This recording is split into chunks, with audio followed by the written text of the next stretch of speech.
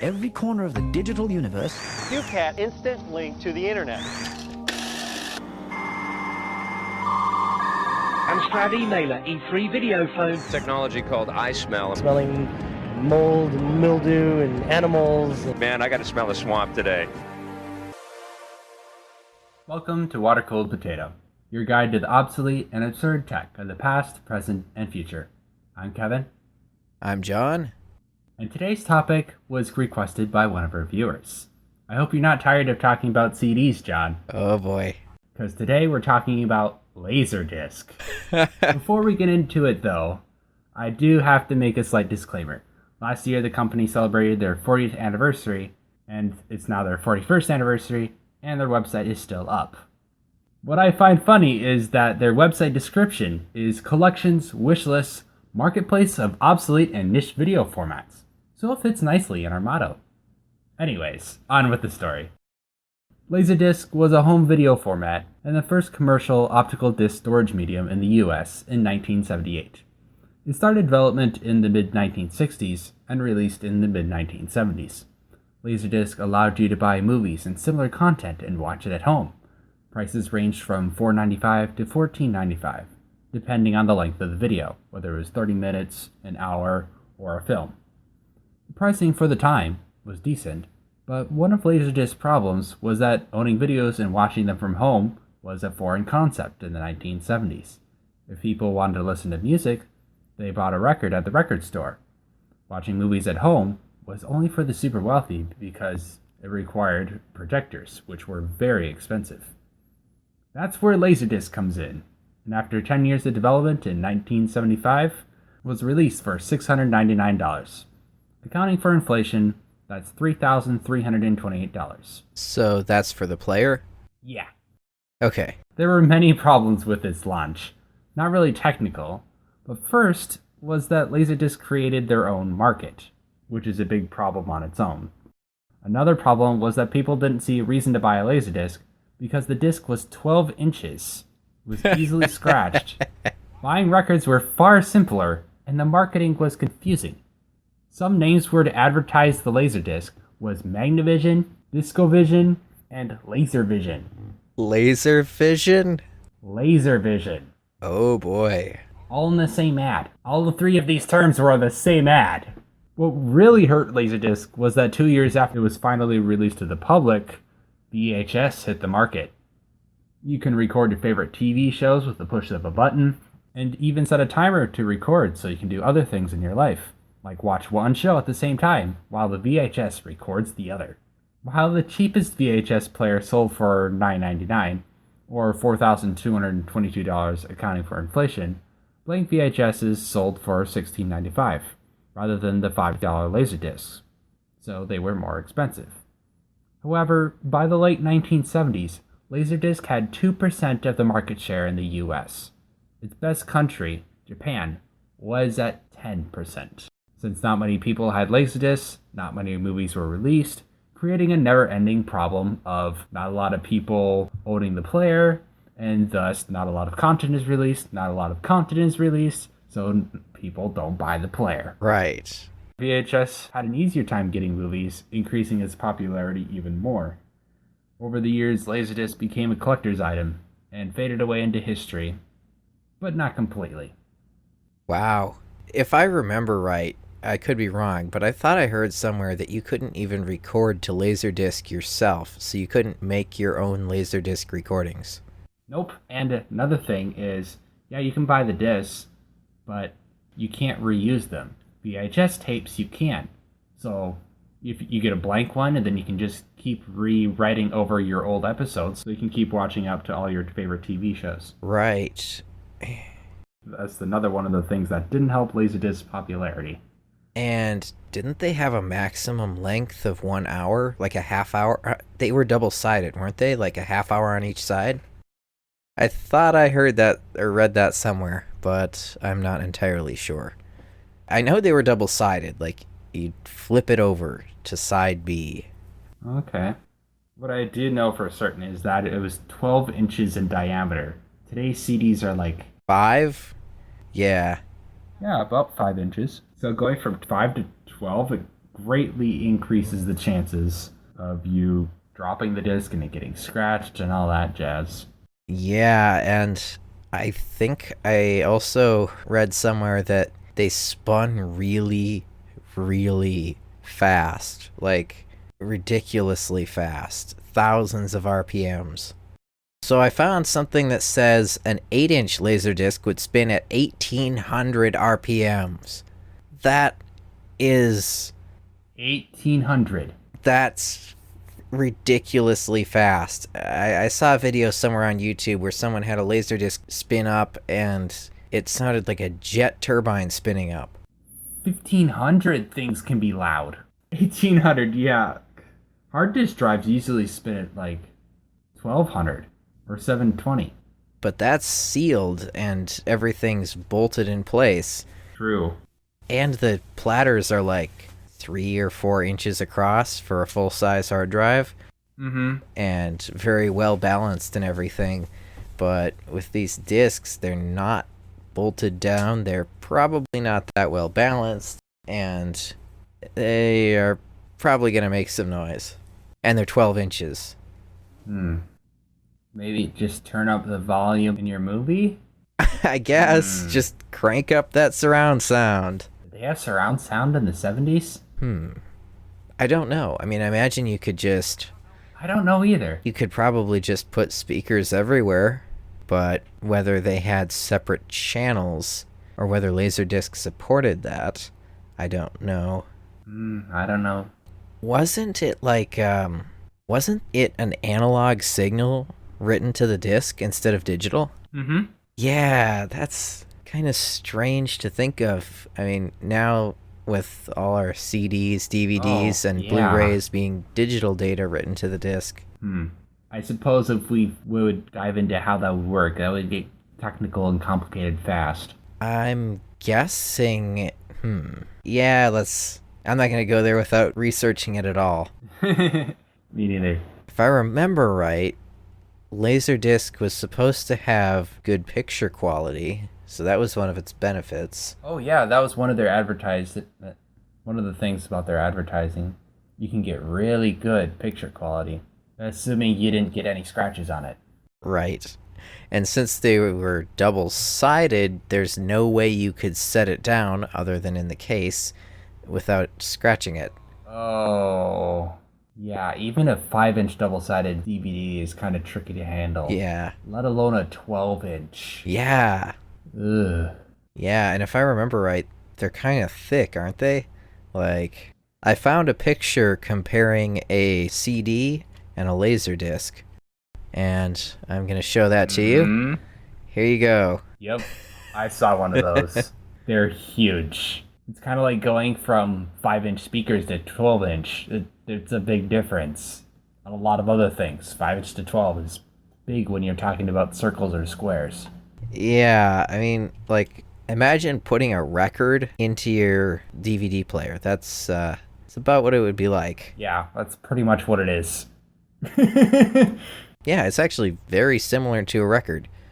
It's analog data, it's double-sided, and it's roughly the same size. And it's 30 or 60 minutes per side. It depends if it's a CAV disc or a CLV disc. Not sure how they're different, but there's something about different formats, which allows one of them to store double the amount of information.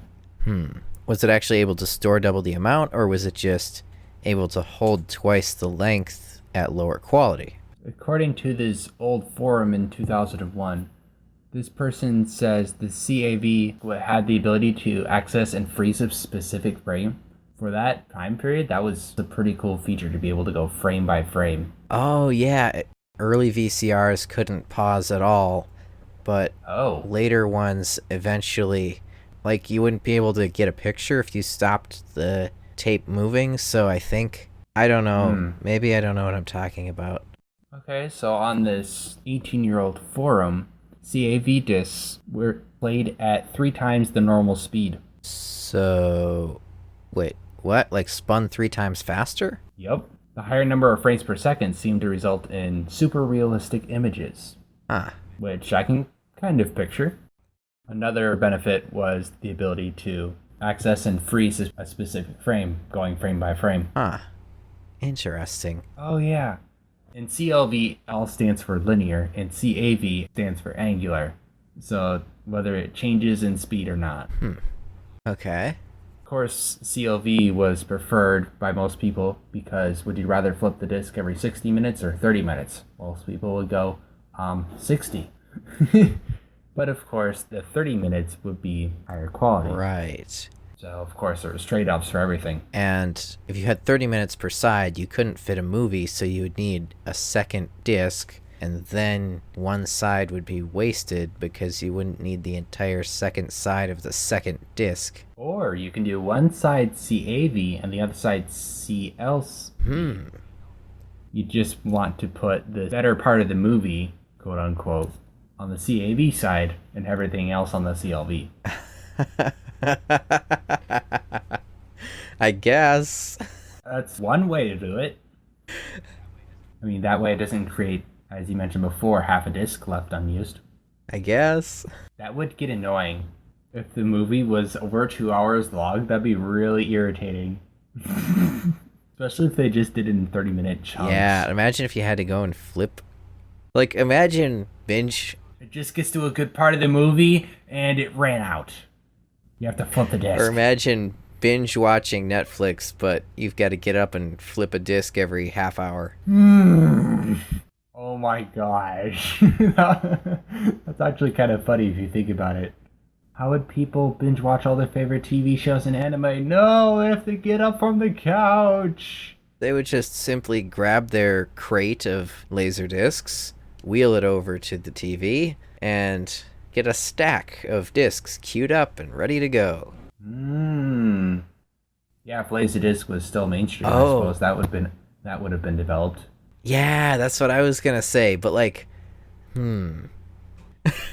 well, yeah, That'd be so like, huge. remember those, have you ever seen one of those automatic record changers? Like, you stack up several discs and it like plays to the end of one and then another one drops down. But then imagine a stack of unbalanced LaserDiscs spinning at 1800 RPM. I'm guessing it would, at the very least, be extremely loud and probably also vibrate a lot and maybe not be very safe. Yeah. How much did it weigh? Probably quite a bit if it was 12 inches across.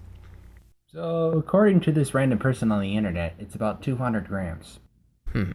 That's, I mean, yeah, that's kind of heavy. Oh, yeah, and you For were a right disc. about it's thicker. It's twice as thick as a CD. Wow. If I ever see one of these in a thrift store, I'm going to get one. I would too, though I highly doubt I'll ever see one. I don't know what I'd do with it. Guess I'll have to keep my eyes open. Just hanging up on the wall? Hanging on the wall. Yeah, that's what I was thinking. Yeah. Great minds think alike. We could get some letters made from that window cling like material, and we could like turn it into some kind of logo for the show.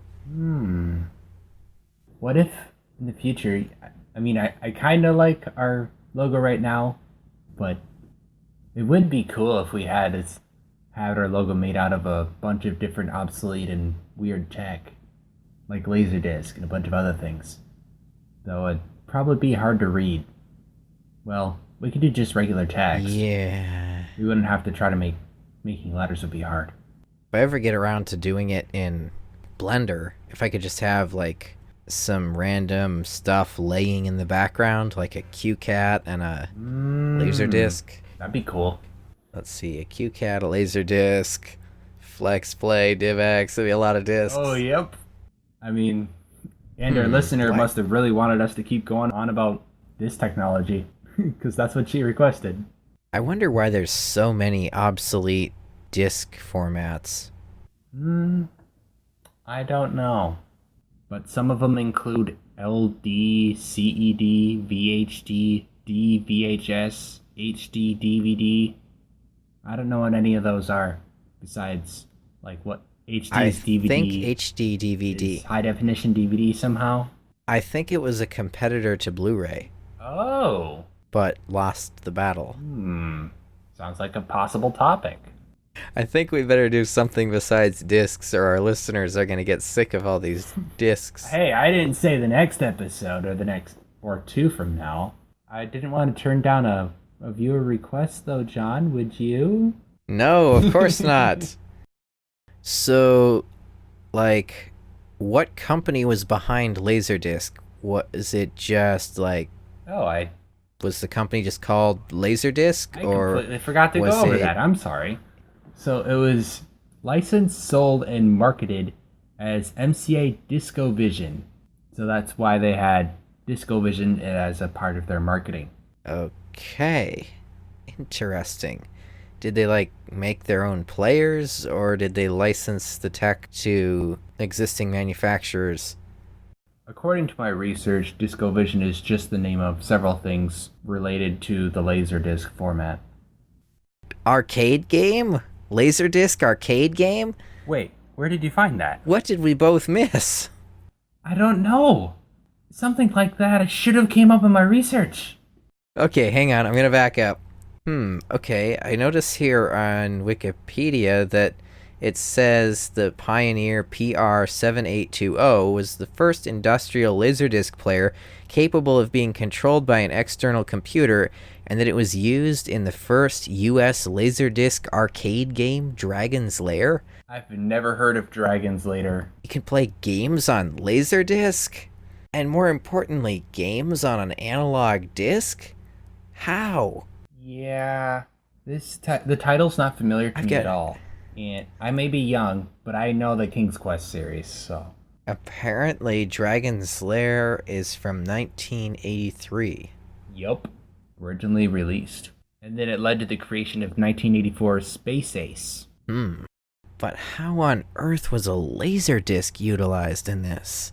I don't know. Because the only way I can think of it is like you choosing options, but not like being able to move and do attack and whatever. Because that requires completely different frame of coding.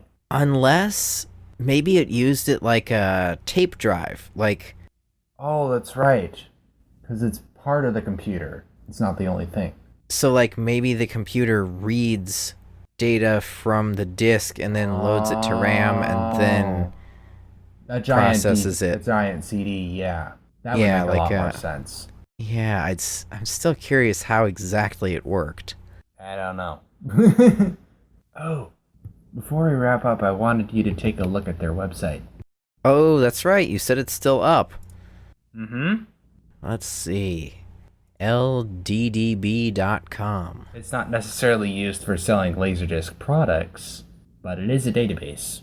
Oh, and a fun fact on the bottom right of the really old designed web page is Adobe Flash is dead. Long live iCover 2.0. I don't even know what that is. And I'm a tech guy. Okay. I would guess that yeah. Flash Player lasted a bit longer because at least I know what that is. True. Interesting. You can see some stats to the left. There's 6,252 users. Wow. I don't know how active they are, though, because it doesn't tell me that. Does it have, like, how many are online now? Guess not. Nope.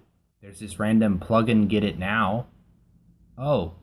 Install the LaserDisc Database official OpenSearch plugin for all browsers.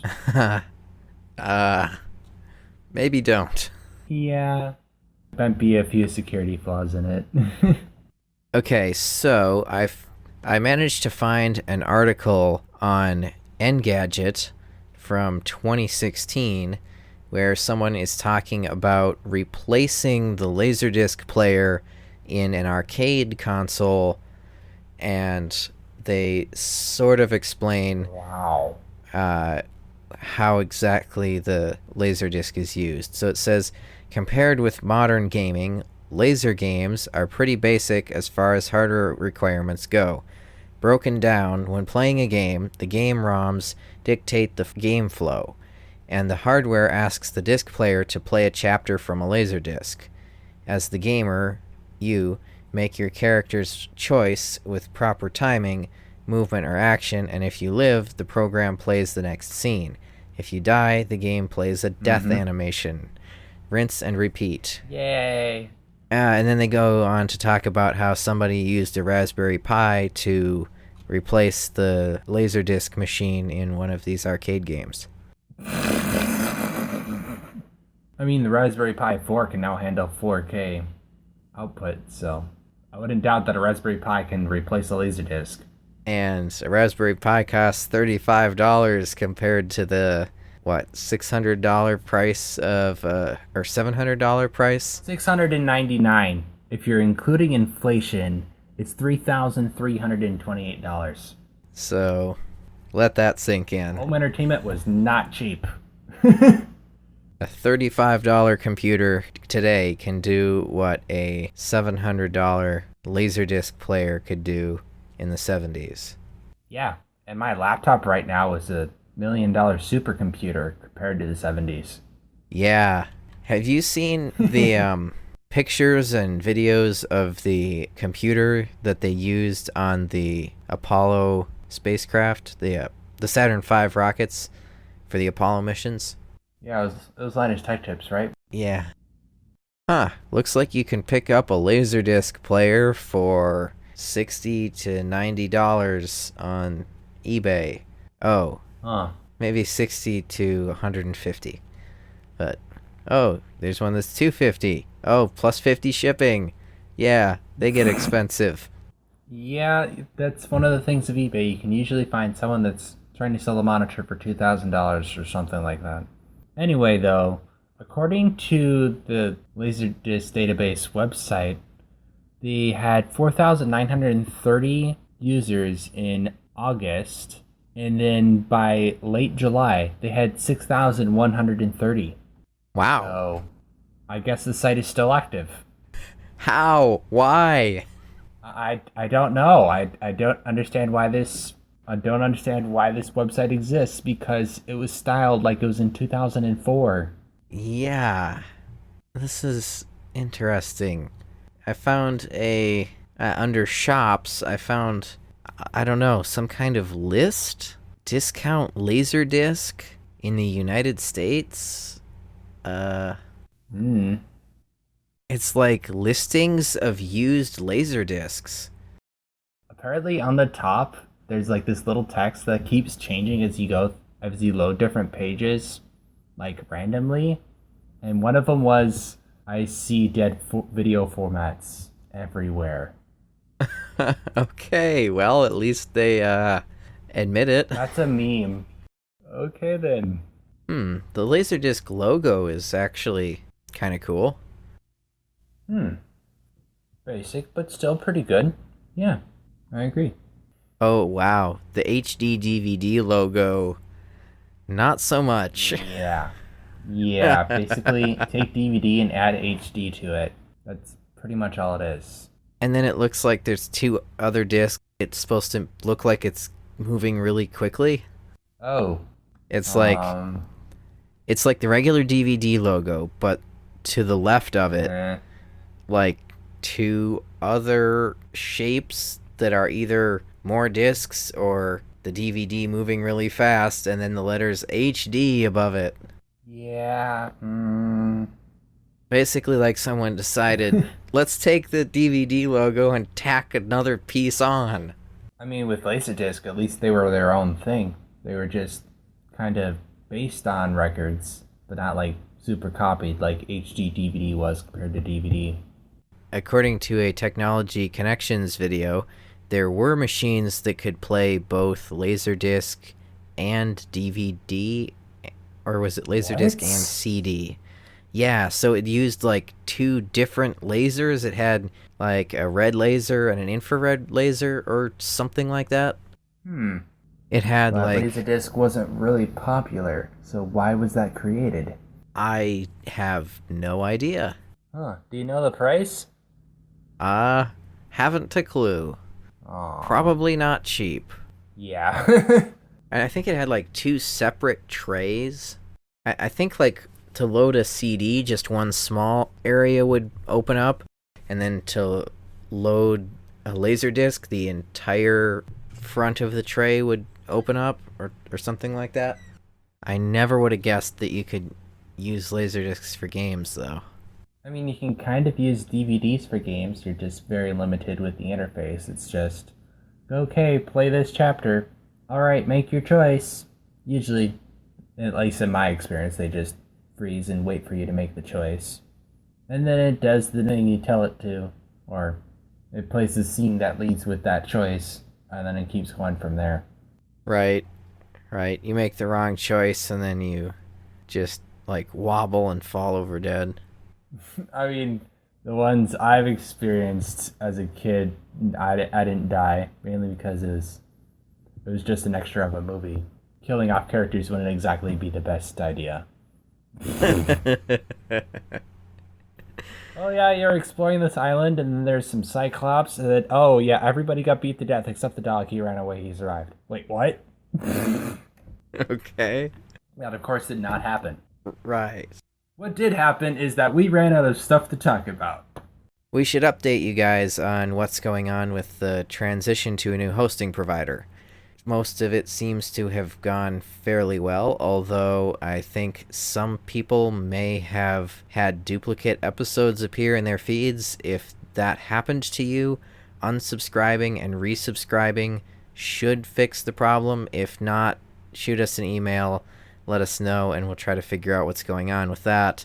I think everyone on iTunes, Google Play, Stitcher, and Spotify should have not even noticed a difference, and everything should have been completely automatic.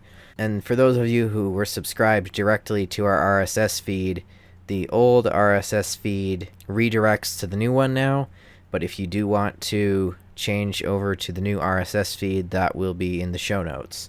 Otherwise, everything seems to have gone well. I should add that we will continue to upload to SoundCloud for a couple more episodes, but after that, we're going to leave SoundCloud. We encourage you to switch over to iTunes, Stitcher, Google Play, or Spotify. We'll be back next week for more ridiculous tech stuff. See you then.